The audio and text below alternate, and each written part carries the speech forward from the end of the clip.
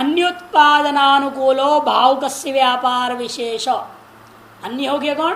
स्वर्ग रूपी फल, ये याग रूपी जो कार्य करना है, शाब्दी भावना में याग सिद्ध करने विद्या है ना, धातुपर्थ को ले रहे हैं, और आर्थी भावना में स्वर्ग, ये अन्य शब्द से लिया जाएगा, याग अथवा स्वर्ग। उसके उत्पादन के अनुकूल जो भावुक, भावुक कौन है यहाँ? शाब्दी भावना में लिंग, जो प्रयोजक है उसको भावुक कहते हैं, प्रयोजक है वहां लिंग, और आर्थी भावना में यजमान जो स्वयं पुरुष है, जो कर रहा है वो। तो भावुक से व्यापार विशेष, जो कि धात्वर्ताद अन्य, स्पष्ट क्या कर रहे हैं? धात्वर से भी लेना पड़ेगा। सर्वधात्वर संबद्धाकारेण, जो सकल धात्वर्तों में संबद्ध एक सामान्य बात है, उसी का नाम भावना। भाव्यता जो पुरुष नहीं है, भाव्यता पुरुष नहीं है ना, नहीं, लिंग है, लिंग है, शब्द है, इसलिए उसका नाम शाब्दी भावना हो गया। और जब भाव ही तो पुरुष होता है वो आर्थी भावना में, पुरुष नहीं है, प्रेरिता कैसा? शब्दी प्रेरक हो गया ना, क्योंकि तो प्रेरक है, लेकिन जब पुरुष से एकत्र होगा तभी प्रेरक बनता है। क्या क्या? कोई चेतन प्राणी होगा, हाँ, उसी से वो प्रेरित होगा, शब्द प्रमाण है, लेकिन पुरुष से एकत्र होकर के उसका, तो गुरुमुख से अध्ययन किया ना आपने, तो तब तो प्रेरिता बन जाएगा। कौन? शब्द प्रेरिता बन जाएगा। हाँ, तभी बनेगा, क्योंकि अभी गुरु अध्ययन के बारे में भी लाएंगे। कैसा है नित्य वेद, क्यों इसको पुरुषनिष्ठ हम नहीं मान रहे? क्योंकि इसका निर्माता कोई पुरुष नहीं। अभी हमने कहा था ना, हम लोगों का वेद के साथ 4 प्रकार का संबंध है, उस पर विचार शुरू नहीं किया हूँ। विचार शुरू करेंगे तो पता लग जाएगा ये अपौरुष है कैसे। भले हम गुरु से पढ़ रहे हैं, गुरु हमको पढ़ाया, हमको गुरु के माध्यम से शब्द प्राप्त हुआ, लिंग कहाँ से प्राप्त हो रहा? पुरुष संबद्ध होकर के हम लिंग का श्रवण कर रहे हैं।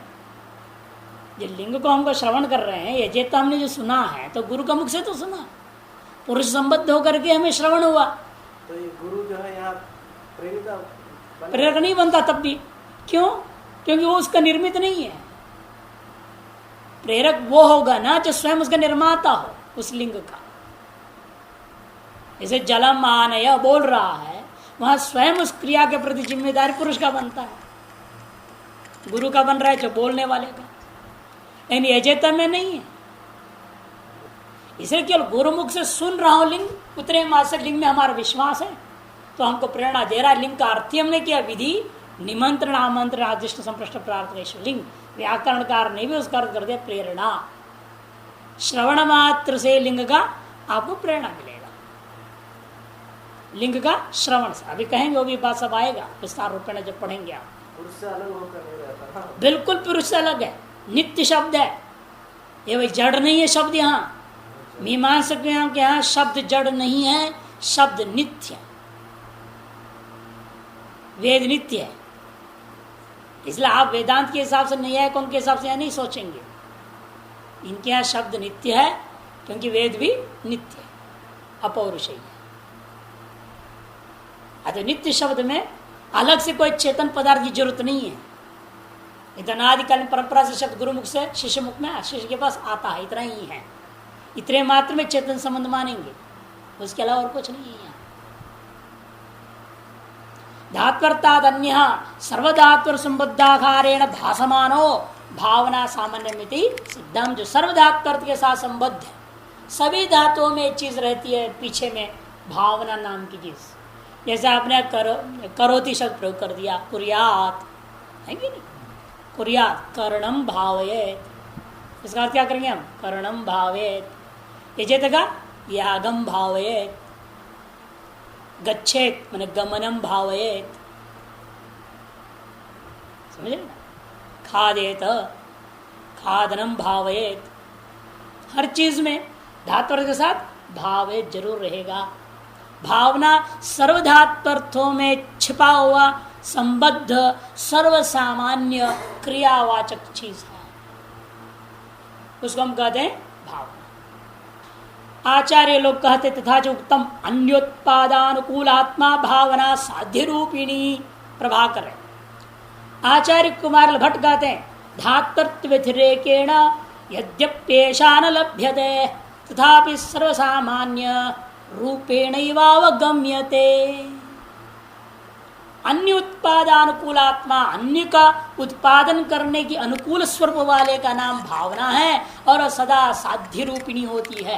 माने पुरुष प्रयत्न के द्वारा कृति साध्य, इष्ट का साधन कृति साध्य होता है। बलवदनिष्ठ अनुबंधी होने के कारण से हमारे प्रवृत्ति के प्रति कारण हो जाता है भावना।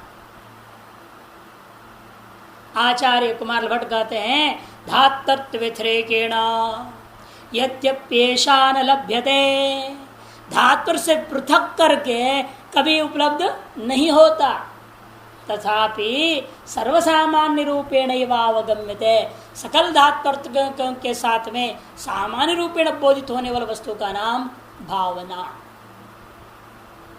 वह भावना दो प्रकार की, शाब्दी भावना, आर्थी भावना। अब उसमें पहला शाब्दी भावना को लेते हैं। तत्र पुरुष प्रवृत्ति अनुकूलो भावैतुर व्यापार विशेष शाब्दी भावना साच लिंगांशेनोच्यते। लिंग श्रवणे, देख रहे हैं आपके प्रश्न का जवाब, लिंग श्रवणे अयम माम प्रवर्तयति, ये ज्ञान हो जाएगा। मत प्रवृत्ति अनुकूल व्यापारवान अयम इति नियमेन प्रतीत है। और जिस शब्द से जो जिस नियमित से प्रतीत होता है वह उस शब्द का शक्यार्थ माना जाता है। गो शब्द का श्रवण होने से गोत्व नियमित रूप से प्रतीत होता है, अतः गो शब्द का शक्ति गोत्व में माना जाएगा। यथा लिंग शब्द का शक्ति भावना में मानी जाएगी, क्योंकि लिंग शब्द का श्रवण होने मात्र से नियमित रूप से हमारे प्रतीति होता है क्या, अयम माम प्रवर्तयति, अर्थात मत प्रवृत्ति अनुकूल व्यापारवान अयम भवति, मेरे अंदर होने वाली प्रवृत्ति के अनुकूल व्यापार वाला यह यजत में रहने वाला त शब्द है। शब्द पुल्लिंग होता है ना, इसलिए हम प्रयोग कर रहे हैं।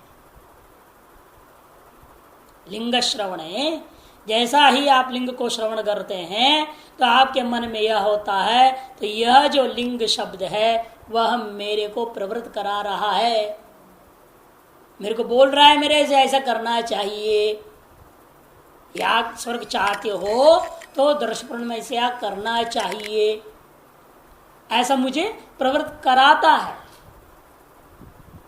प्रवर्तयति अर्थात इसलिए कहते मत प्रवृत्ति, अर्थात मेरे प्रवृत्ति के अनुकूल व्यापार वाला यह लिंग रूपा शब्द है। इति नियमेन प्रवृत्ति है, यह नियमित रूप से प्रतीत होता है। यदि अस्मात् शब्दात् नियमत प्रत्येक तत्तस्य वाच्यम भवते, जो जिस शब्द से जो चीज नियमित रूप से प्रतीत होता है वह उस शब्द का वाच्य समझना चाहिए। यथा गाम आनेत्यस्मिन् वाक्ये गो शब्दस्य गोत्व, जैसे किसने गाम आने प्रयोग कर दिया, गो शब्द का श्रवण होते ही बराबर आपको उस गो शब्द से नियमित रूप से गोत्व की प्रतीति होगी। अतएव गो शब्द का शक्ति अर्थात वाच्यार्थ किसमें है, गोत्व में। ठीक उसी प्रकार से लिंग शब्द का श्रवण करने मात्र से प्रवर्तयति, ये बात ज्ञापन हो रहा है, मुझे प्रवृत्त करा रहा है, अर्थात भावना का बोध होता है। अतः लिंग शब्द का वाच्यार्थ भावना ही है, ये निष्कर्ष निकला। अतः अब पिछले पंक्ति याद है, पुरुष प्रवृत्ति अनुकूल तत्र मने उभयोः भावनयोर मध्य, उन दोनों भावनाओं में से जो शाब्दी भावना है उसका लक्षण बता रहे हैं। पुरुष प्रवृत्ति अनुकूल भावयितु, या वेद भावयिता कौन है, लिंगात्मक शब्द रूपी भावयिता का व्यापार विशेष है, वही शाब्दी भावना है।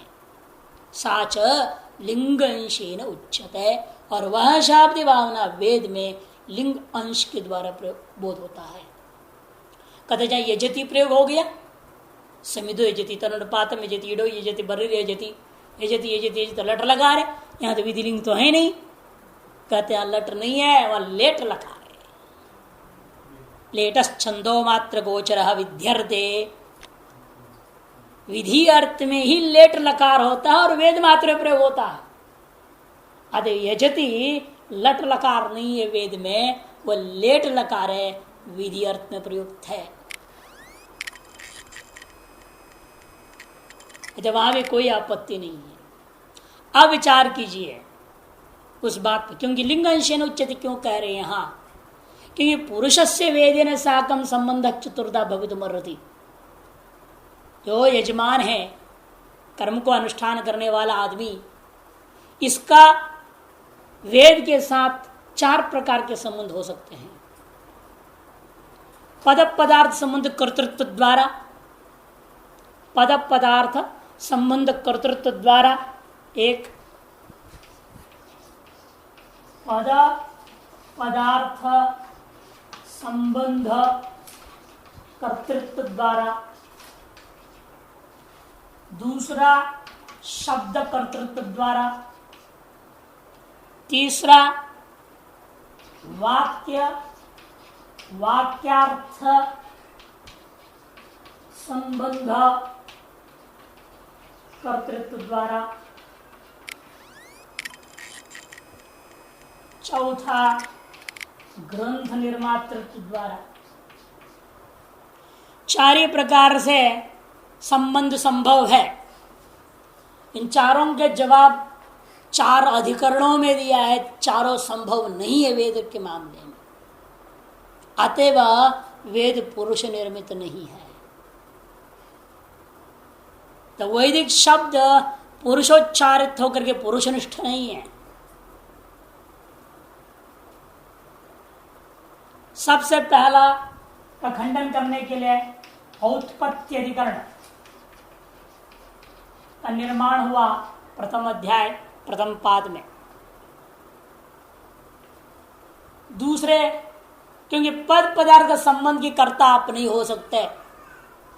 यदि शब्द उत्पन्न हुआ होता, उसके पदार्थ के संबंध को भी आप निश्चय कर सकते। नैयायिक लोग तक भी थक गए, इस बात का निर्णय नहीं ले सके पद पदार्थ का संबंध हम लोगों के द्वारा कृत है, या नैयायिक भी सिद्ध नहीं कर सका। और अंत उसने भी थक कर क्या बोल दिया, ईश्वर संकेतो शक्ति, अस्मात् पदार्थ अयम अर्थो बोध्यवित ईश्वर संकेतो शक्ति। ये कहना पड़ा कि नहीं पड़ा उन्हें भी, क्योंकि पद गौ पद का गोत्र पदार्थ के साथ जो संबंध है ये पुरुष कर्तृक नहीं है। हम लोगों ने निर्णय नहीं लिया गो शब्द से गोत्र का बोध हो, ये हमारे और आपके बस की बात नहीं है, ऋषियों का भी बस की बात नहीं है। गो शब्द से गोत्र का बोध हो यह वेद में ही ज्ञात हो गया, वेद से ज्ञात हुआ है, और वेद का निर्माता परमात्मा है। अतः परमात्मा से ज्ञात होता है, पुरुष कर्तृक नहीं होता। और परमात्मा भी इसको कोई बनाया नहीं है बैठ करके। अस्य महतो भूतस्य योनेः निश्वसितम् एतत् यत् ऋग्वेद निश्वसितम् एतत्। आपके जैसे निश्वास चल रहा है उसके समान उस परमात्मा के मुख से निकल गया वेद, अर्थात प्रयत्न रहित।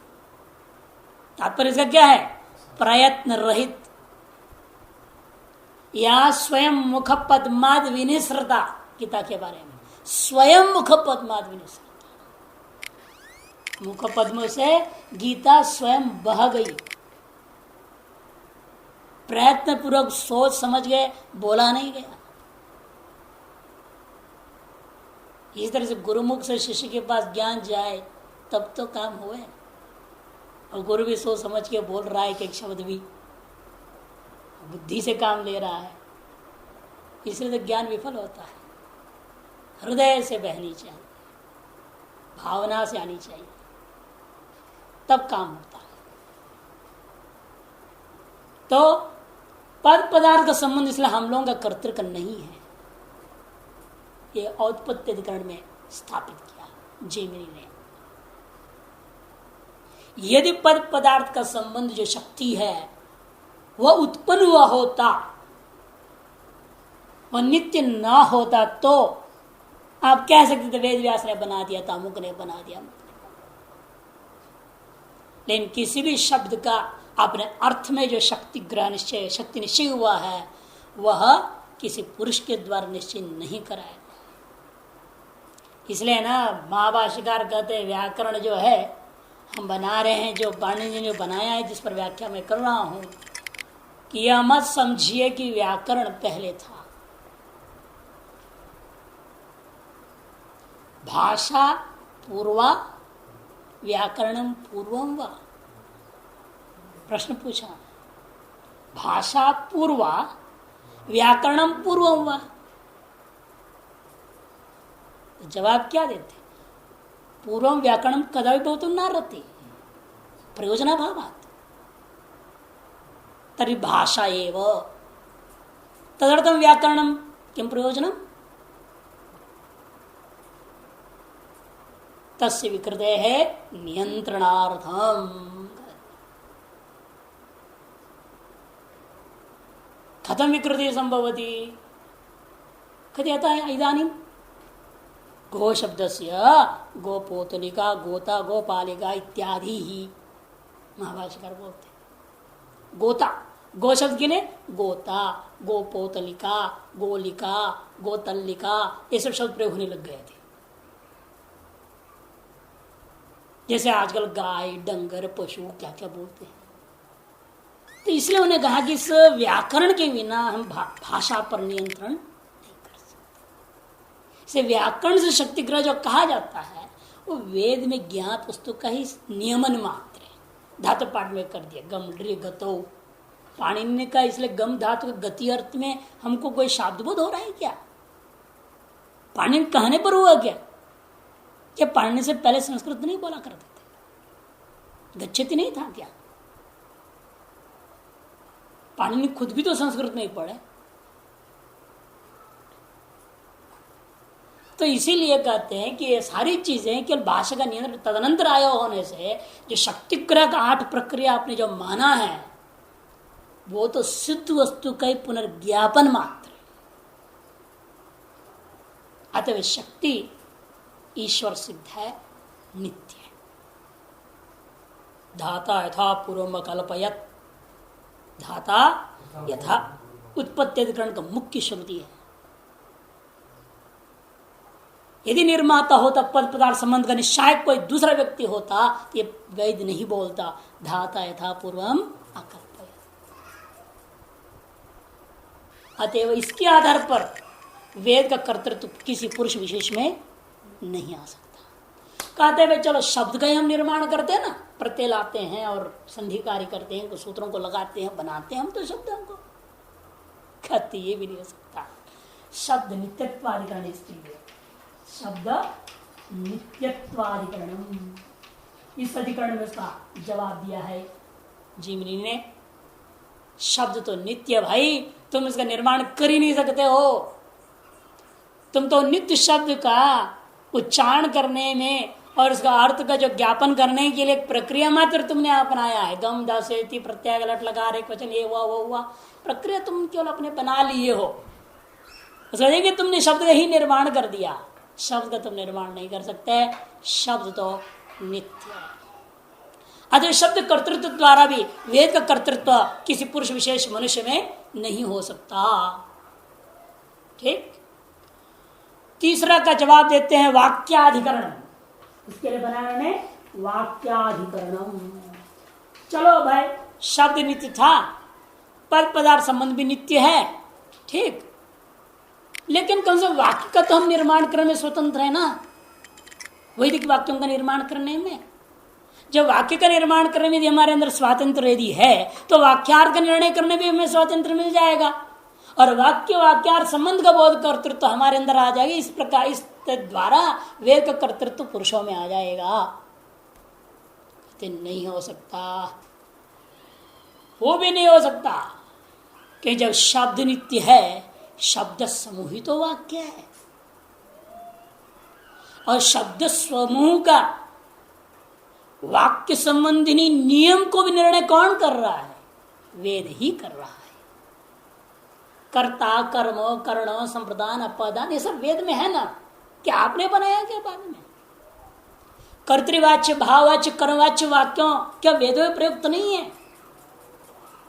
वेद में भी गद्य भाग है, उन गद्य भागों में कर्तृवाच्य वाक्य भी है, भाववाच्य वाक्य भी है, कर्मवाच्य वाक्य भी प्रयोग होते हैं। उससे हम सीख रहे हैं, इसलिए हमने वाक्य या वाक्यार्थ का निर्णय करने की क्षमता अपने अंदर नहीं। तो वाक्याधिकरण में तय कर दिया, पद समूहात्मक वाक्य का स्वरूप भी निर्णय वेद नहीं किया है, उसका अनुसरण हम आज करते हुए कर्तृवाच्य कर्मवाच्य और भाववाच्य में वाक्यों का प्रयोग करते हैं। देवदत्त ग्रामं गच्छति, देवदत्तेन ग्राम गम्यते, देवदत्तेन गम्यते, ये तो होता है ना। कर्तृवाच्य देवदत्त ग्रामं गच्छति, कर्मवाच्य देवदत्तेन ग्राम गम्यते, और भाववाच्य में देवदत्तेन गम्यते। यही का नकल है एक्टिव वॉइस, पैसिव वॉइस, अंग्रेजी व्याकरण में भी आप लोग पढ़ते हैं इसे। यहाँ बहुत ज्यादा है, वहां तो बहुत कम है। एक बार तुलनात्मक अध्ययन किए थे अंग्रेजी व्याकरण और संस्कृत व्याकरण, बनारस जो हम लोग पढ़ रहे थे। एक था अशोक घोष लड़का ब्रह्मचारी, वो ले गया हमारे कॉपी चुरा गया, चला सारा मेहनत चला। मैंने कहा अशोक घोष नहीं अश्वारूढ़ है ये घोड़े पर सवार भागने वाला है ये, चोरी करके।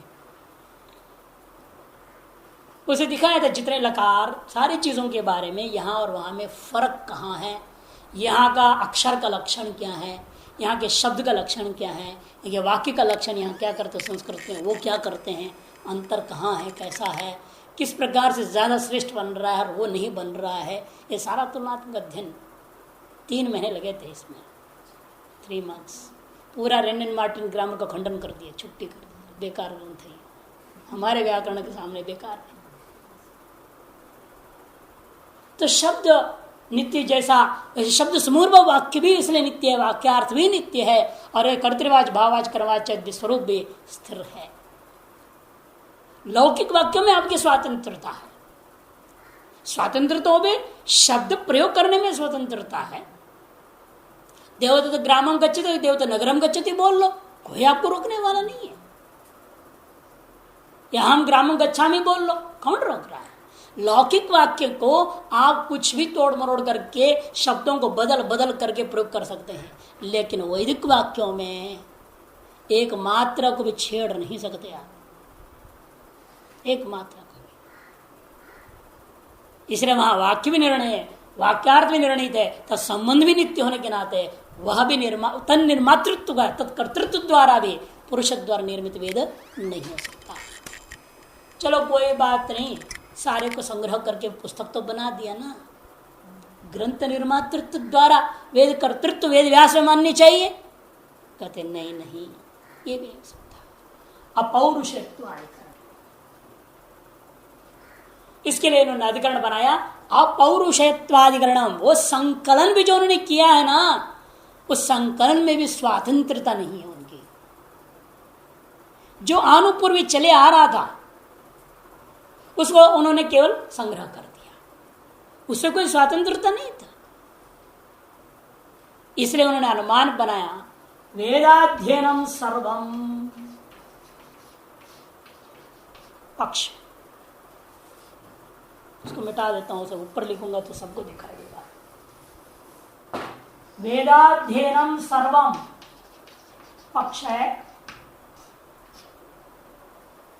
गुरुवध्ययन पूर्वकम, गुरुवध्ययन पूर्वकम वेदाध्ययनत्वात् अधुनाध्ययनवत्। वेदाध्ययन पूर्वकम, वेदाध्ययनम सर्वम संपूर्ण वेद का अध्ययन। इसलिए कि एक हिस्सा का नहीं बोल रहे हैं, एक शाखा का नहीं बोल रहे हैं, नहीं तो आपको मौका मिल जाएगा वेद व्यास जी बाकी को कर लिया बोल दोगे आप। इस वेदाध्ययनम सर्वम, संपूर्ण वेद जो अध्ययन हो रहा है वह अनादिकालीन परंपरा से गुरु अध्ययन पूर्वक होता है। गुरु मुखोच्चारित साजात्य सापेक्षोच्चारणम गुरु अध्ययन पूर्वक उच्चारण। गुरु अध्ययन पूर्वक हम करते हैं गुरु मुखोच्चारित साजात्य सापेक्षोच्चारण। गुरुमुख से उच्चारित जो मंत्र हैं उनकी साजात्य बिल्कुल जैसा होने के वैसे ही, एक भी आऊं भी नहीं चलेगा वहां पे, हल्का सा भी पिटाई खाना पड़ जाता है। जो कट्टर वेद पाठी लोग होते हैं ना, पढ़ाते हैं तो डंडा रखते साथ में, इसीलिए थोड़ा सा इधर हुआ नहीं कि पीट देंगे। साजात्य सापेक्ष उच्चारण, तो कहीं भी किंचित भी नवीनता नहीं आ सकती। ब्रह्मा जी ने पूर्व कल्प में जैसा था धाता परम कल्पित, उसने आगे ऋषियों को दिया और उन्होंने आगे दिया, उन्होंने आगे दिया, ऐसे करते करते ये आज हम लोगों तक आया हुआ है और हम लोगों से आगे भी जाते रहेगा। वेदाध्ययनत्वात्, केवल अध्ययनत्वात् नहीं बोल रहे हैं, वेदाध्ययनत्वात्, अधुनाध्ययनत्वात्। जैसे आज भी वेद का अध्ययन कैसे होता है, गुरुमुख उच्चारण पूर्वक ही होता है। अतएव लिंगंश के इतने 4 अधिकरणों के द्वारा जो निष्कर्ष है उसको एक अनुमान से बता दिया आपको। अतएव वेद अपौरुषेय है, पुरुष निर्मित नहीं होने से पुरुष यहां प्रेरक नहीं हो सकता। तो प्रेरक कौन है? कहते लिंगंशेन उच्यते। कैसे? कहते लिंग श्रवणेन इत्यादि। तब बोला लिंग का श्रवण होते ही यह दिमाग में आता है, अयम माम प्रवर्तयति।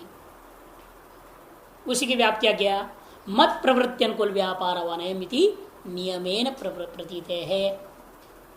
और जिस शब्द से जो जिस नियमित से प्रतीत होता है वह उसका वाच्यार्थ होता है। यस्मात् शब्दात् नियमित प्रत्यय तस्य वाच्यम भवति।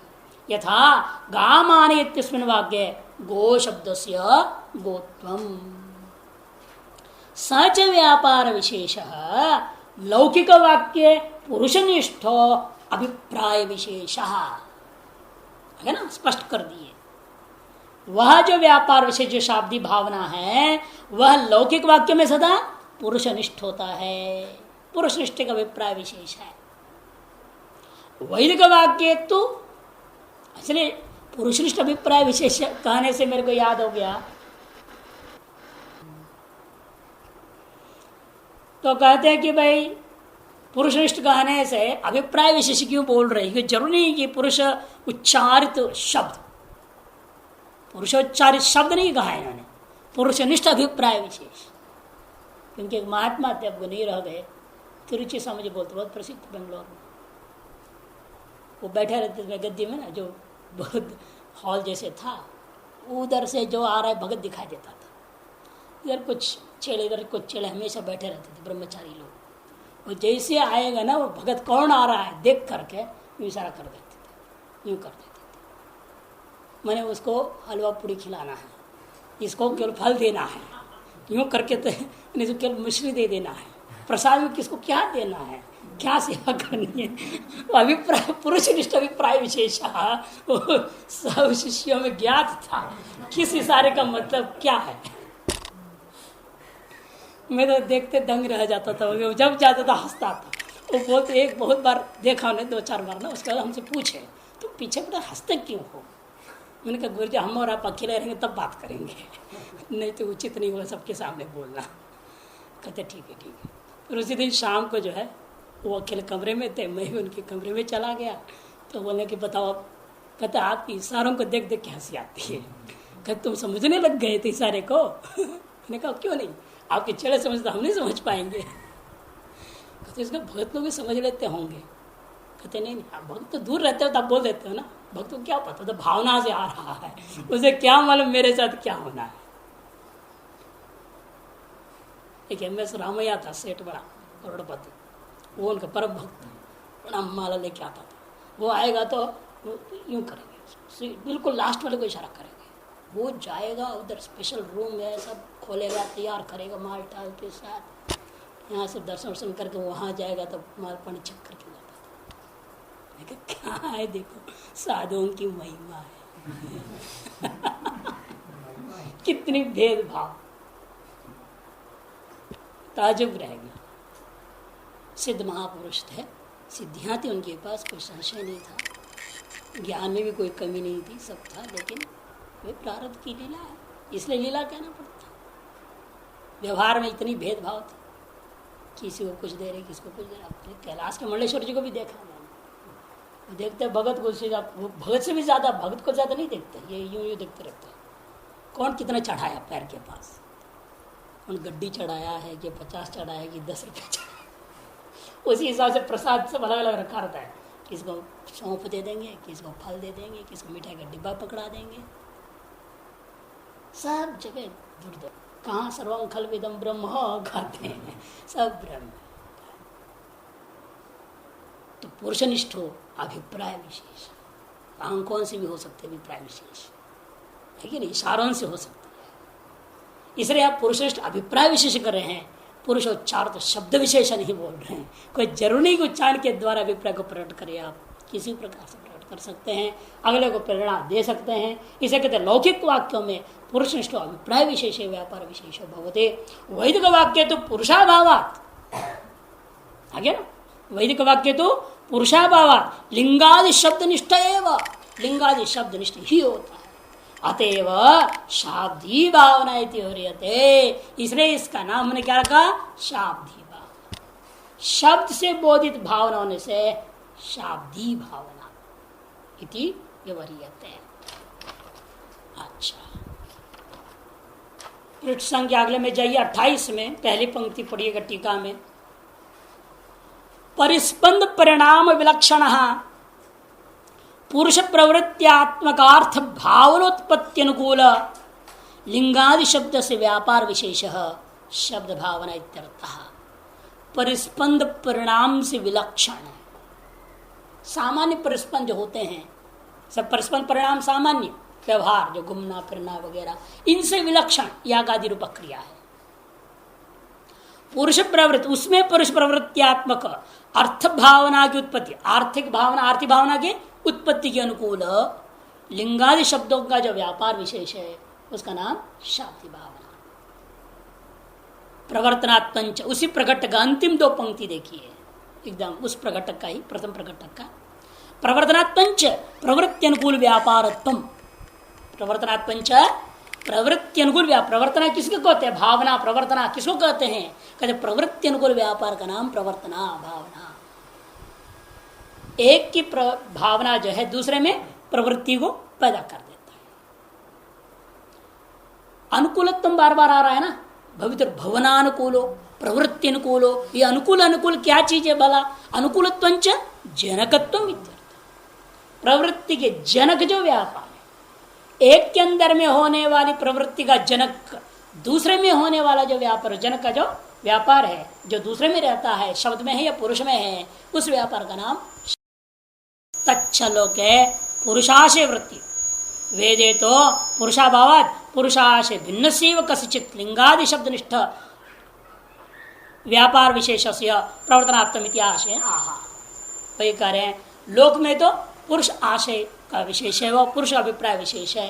वेद में पुरुष ना होने से पुरुष आशय से भिन्न कुछ न कुछ आपको मानना पड़ता है। या कौन मान रहे हैं, लिंग आदि जो शब्द निष्ठ व्यापार विशेष को ही मानते हैं।